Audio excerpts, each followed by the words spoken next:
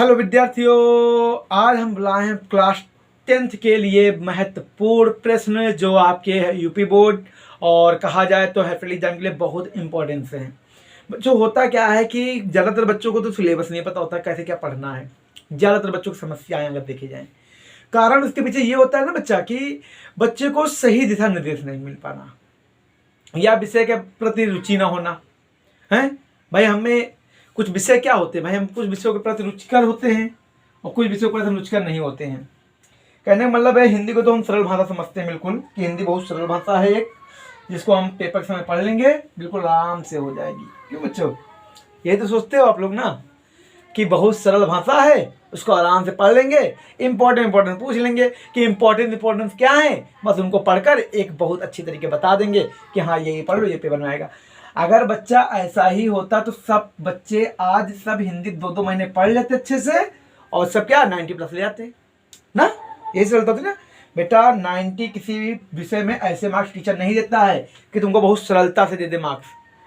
कहने का मतलब होता है कोई भी विषय पढ़ी जाती है तो पूरे साल पढ़ी जाती है हैं। और हम लोग क्या करते हैं कि हिंदी को सिर्फ एग्जाम के समय पढ़ लेना है, बस हिंदी को सिर्फ पेपर के समय पढ़ना है, बस इतना याद है ना। हिंदी पेपर के समय पढ़ना है, बस हिंदी पेपर पढ़ना है। अब बस इतना हम लोगों के अंदर चलता है माइंड में। अब आप ये नहीं सोचते कभी कि हिंदी और हिस्ट्री जो विषय हैं ये बच्चे कहते हैं बोरिंग बहुत लगता है। कारण उसके पीछे जानते हो क्या बच्चा, आप लोग पढ़ने पर रुचिकर ही नहीं है, 1% भी नहीं पढ़ने पर रुचिकर है हिंदी के। कहने का मतलब है कि आज के जो इम्पोर्टेंस है, मान लीजिए बच्चों को इम्पोर्टेंस पता चल जाते हैं कि ये पढ़ना ये कर लेंगे आज।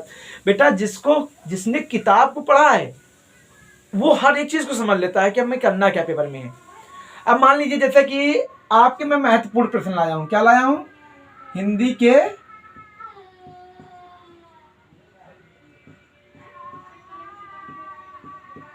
महत्वपूर्ण प्रश्न हैं। अब हिंदी साहित्य के जो महत्वपूर्ण प्रश्न हैं हम उन पर विशेष चर्चा करते हैं बच्चा। अब जैसे मान लीजिए आपके हिंदी साहित्य के महत्वपूर्ण प्रश्न कैसे कैसे हैं, पहले तो हम सीरियल वाइज बता रहे हैं क्या क्या पढ़ो आप लोग। सबसे पहले आप लोग बच्चा एक काम कर लो, 10th क्लास आप लोग एक काम कर लो। सबसे पहले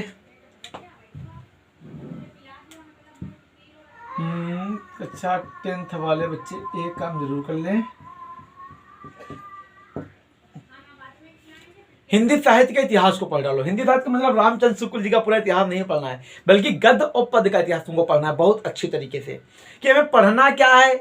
अभी यही नहीं पता कि बच्चों को आपके जो पेपर होने हैं वो ओमार सीट पे होने हैं बच्चा। आपके पेपर किस पे होने बच्चा, ओमार सीट पे होना है। भाई जो 20% क्वेश्चन आपके हैं वो तो ओमार सीट पे होंगे। ओमार सीट वाले कितने बच्चों को आते हैं ये मुझे पता है। हिंदी साहित्य की रचना किसी को ऐसे नहीं याद हो सकती हैं कि रटकर एक दिन में याद कर लेंगे। बेटा रटी हुई चीज सिर्फ कुछ घंटों के लिए होती है माइंड में, बस कुछ घंटों के लिए, बस रटी हुई चीजें। बस अगर रट्टा मारोगे कुछ भी नहीं याद होगा, हम पहले बता दे रहे हैं कि रट लेंगे रचनाएं हो जाएंगी। बच्चा आपके 20 नंबर उसमें हैं और आप लोग उसी से खेल खेल रहे हैं। कहने का मतलब ये है कि अगर हाई स्कूल के इंपॉर्टेंस जानने हैं तो उसको अच्छे से पढ़ो पहले। अब मैं इंपॉर्टेंस की बात कर रहा हूँ, बच्चे सोचेंगे सर क्या बता रहे हैं। सर बता ये रहे हैं कि आप लोग हिंदी में कुछ जानते ही नहीं है। ज़्यादातर बच्चे तो जानते ही नहीं हिंदी के बारे में कि हिंदी में पढ़ना क्या है, याद क्या करना है। जरूरी ये होता है कि हम पढ़ें क्या।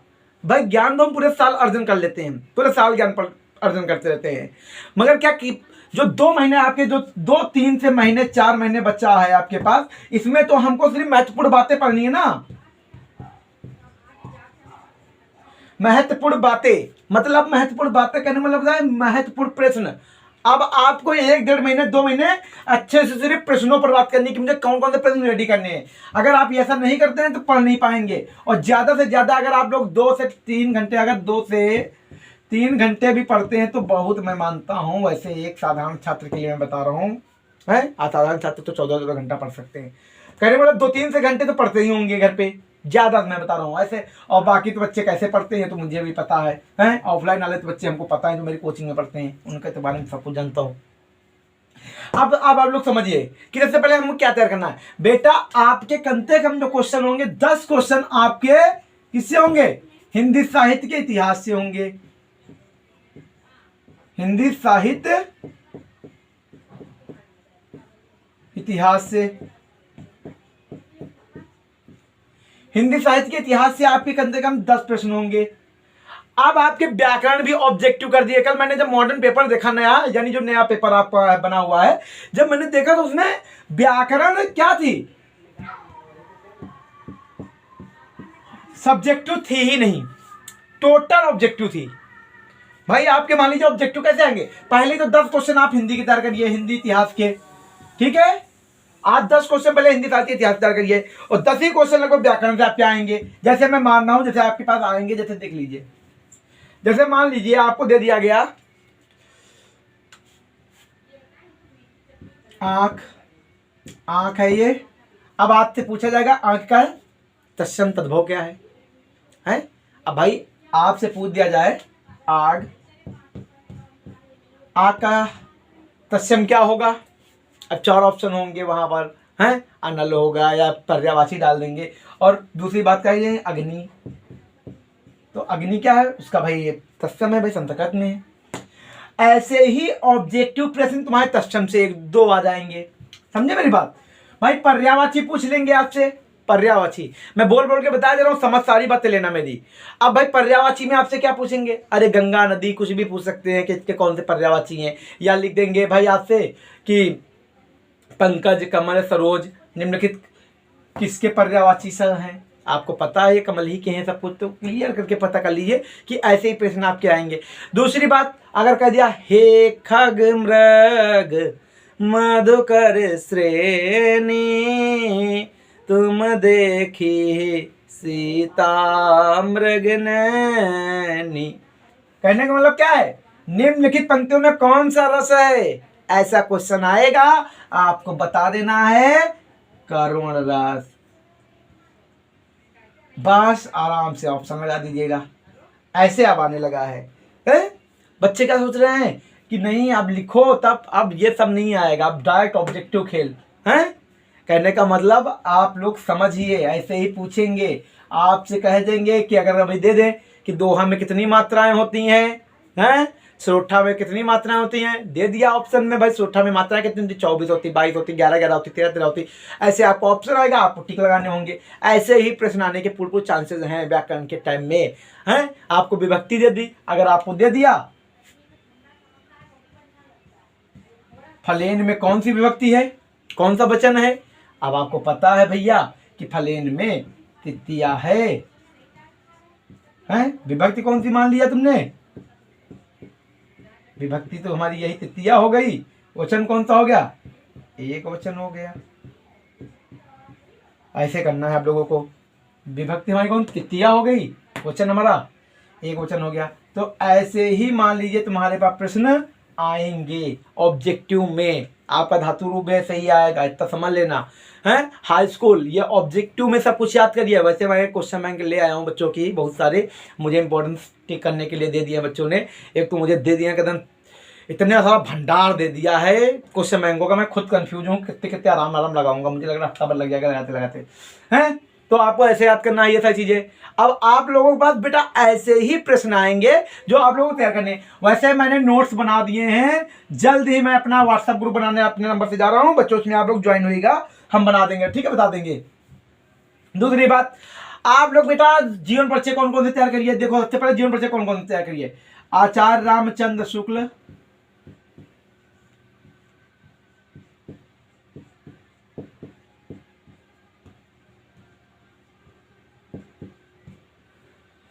जयशंकर प्रसाद और डॉक्टर राजेंद्र प्रसाद।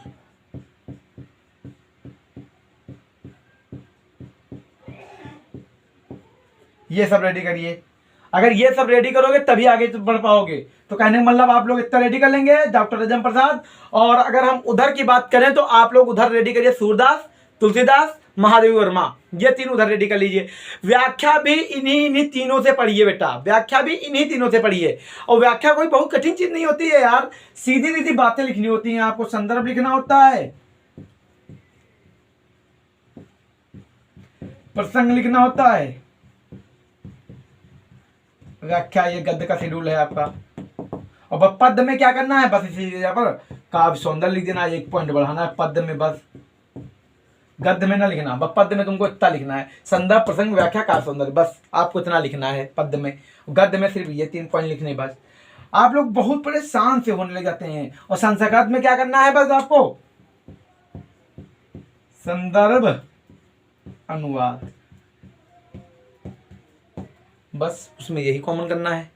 तो कहने का मतलब है कि आप जरा डरिए मत, देखो कठिन कुछ भी नहीं है यार, पढ़ने पर सबको निर्भर करता है। जय सुभाष खंड का पढ़ डालिए आप लोग हैं, जय चित्रण। और लोग सर्ग कौन सा पढ़ेंगे, तृतीय पढ़ लीजिए सर्ग बहुत अच्छे से, और सप्तम सर्ग पढ़ लीजिए बहुत अच्छे से, ठीक है। ये सर्ग पढ़िए जय सुभाष खंड काव्य से, ठीक है। तृतीय सप्तम सर्ग ये आप लोग पढ़िए, और चय चित्रण भी पढ़ लीजिएगा।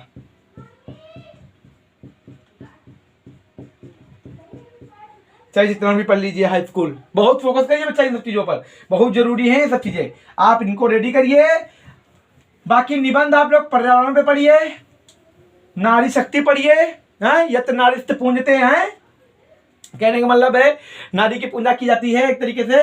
तो कहने का मतलब क्या है, आप लोग बहुत अच्छे से पढ़िए, नारी शक्ति मिशन पूछा जा सकता है निबंध पर, हैं। तो कहने का मतलब क्या है, नारी शक्ति मिशन पढ़ना है, पर्यावरण पढ़ना, पर्यावरण का मतलब प्रदूषण पढ़ना है आप लोगों को, और जनसंख्या बढ़ती हुई के क्रम में आप भाई जनसंख्या बढ़ रही है इसके कारण बताने होंगे आपको, ये 3 ऐसे आप पढ़ डालिए, ठीक है। नारी शक्ति मिशन बहुत अच्छे से पढ़ना है, ठीक है भाई, नारी शक्ति होती है ना ये। तो कहने का मतलब आप लोगों को ये सब रेडी करने हैं। अगर बात की जाए तो अब कुछ वैसे बचा नहीं है आप लोगों को, इस लोग याद कर डालिए। तो कहने का मतलब है अगर ये क्लास आपको बहुत अच्छी लगी हो तो आप लोग कमेंट लाइक शेयर ज़्यादा से ज़्यादा करिए। अभी 10th क्लास की थोड़ी देर बाद लाइव क्लास आने वाली है, 10th क्लास वाले बच्चे जुड़ जाएं, ठीक है। बाकी कोशिश करिएगा, अच्छे से अच्छे पढ़िएगा। मैं ईश्वर से दुआ करूंगा कि आप लोगों के बहुत अच्छे एग्जाम जाए। कहने का मतलब है उसको शेयर ज़्यादा से करो बच्चा, क्योंकि आज ज़्यादा से ज़्यादा बच्चे पढ़ेंगे तो उनको जानकारी बहुत होगी, ठीक है बच्चों। बाकी हमें इतना पता है कि आप में इतनी ऊर्जा है, आप में इतनी ऊर्जा है कि आप अपने आप को बदल सकते हैं। बेशक समाज को ना बदल पाए, मगर अपने आप को तो बदलिए, दुनिया अपने आप बदल जाएगी। कहते नहीं है दुनिया को मत बदलो, खुद को बदलो, दुनिया अपने आप बदल जाती है। कहने का मतलब क्या है, शिक्षा बहुत महत्वपूर्ण होती है बेटा। शिक्षा वह शक्ति है जो समाज का कल्याण करती है। आप लोग बहुत अच्छे से पढ़िए, मेरी शुभकामनाएं हैं, ठीक है बच्चों। जय हिंद।